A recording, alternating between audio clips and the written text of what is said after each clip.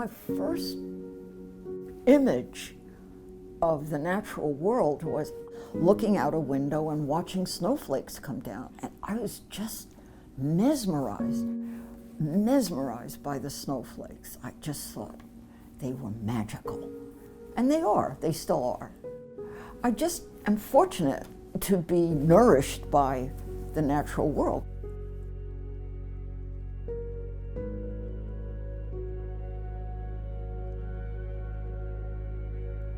When I was a child, every Sunday, my father would take his children for a walk.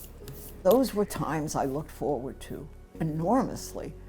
And now, when I take a walk here on the island, my mouth may be straight when I start out, but it's curved up in no time flat. It is so comforting to me. My father was a very charismatic man, and my mother fell in love with him. But she had many other boyfriends. He proposed to her, and she didn't want to get married. She was having such a good time. But he said, "We want children."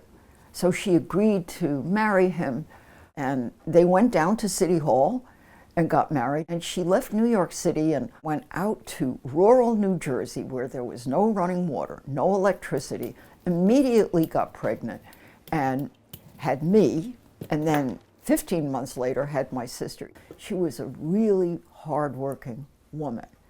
My father was a thinker. He was an atheist and a carpenter. I just loved his workshop. I loved the smell of wood shavings. I just loved my father. So I grew up with worker intellectuals, artists and writers, and my father's lifelong interest in art.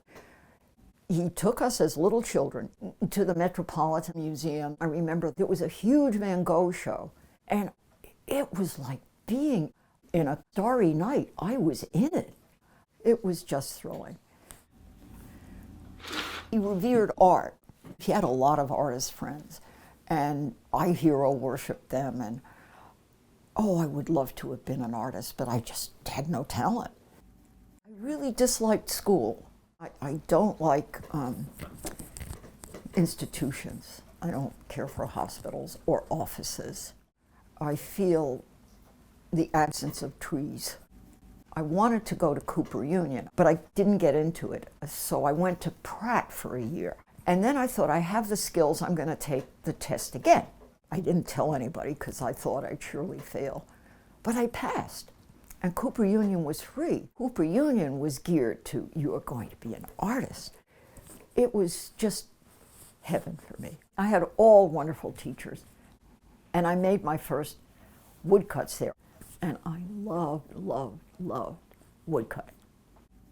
I was visiting a friend here on the island, and I remember just thinking the streets were like tunnels because the trees held hands, you know.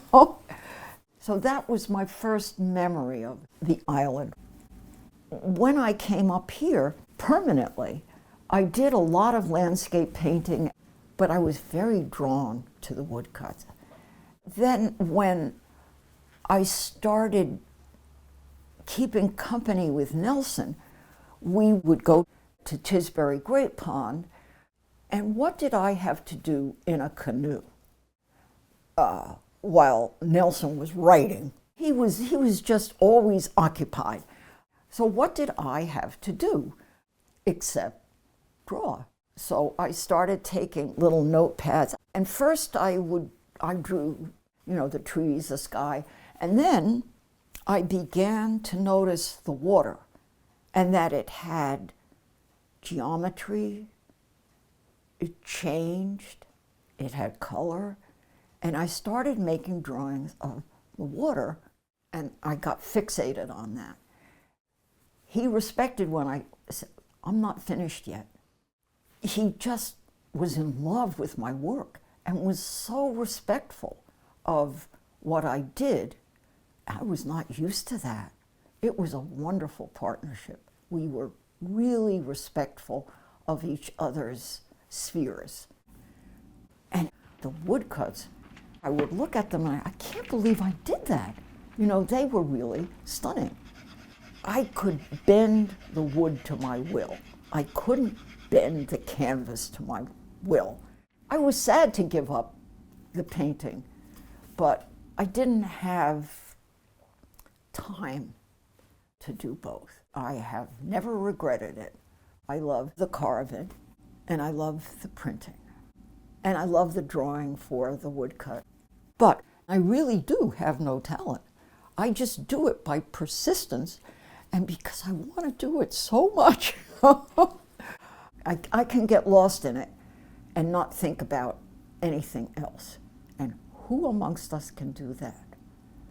Who amongst us can do that?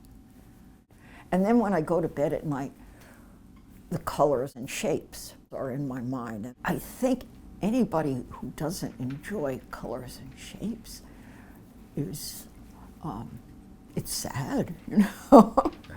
You know, there's such a richness available to us on this island. I grieve the absence of light in the winter, but I do spend a lot of time in my studio. I think, you know, we're almost like animals that hibernate. I tend to go to bed earlier, and I read until my eyes won't do it anymore. I make a wonderful bed, you know, I think, oh, how delicious this bed is. And then I wake with the light and I look out at my garden. I can sleep as long as I like. I don't have to consider another personality living in the house, just me. And I'm savoring this time when I can do whatever I want, whenever I want. And then, of course, March is difficult, except that the snowdrops do come, and that's very exciting. It's a time when I have dinners with friends, and lots of candles are lit. And then the spring is just, you know, for everybody, it's the renewal of life. In the summer, I go for an evening swim at Ice House Pond or Lambert's Cove, and you can hike at any land bank property, and there are infinite ones, and I love them all. I'm just crazy about the fall. I think it's my favorite. I love everything about it. Every season has its magic, its beauty. It's just one of the gifts of living, I think. My favorite walking is solitary walking, because I can think my own thoughts and let my mind flow free. I now can identify certain trees just looking at their bark or looking at their shape, and that has been an enormous pleasure to me. And I look at them now with much more awe and interest than I did before I learned so much about them. You know, if you know the name of a species, it just makes it so much more personal and interesting. It's a world that I embrace. I know my limitations, and I know it's finite. And I know at the end, I don't care where I am, you know. I would very much like to have a stroke while I'm tilling my garden or something. Now, looking at my 90s approaching me, I look around and I think, I can't believe I did that with my humble gifts.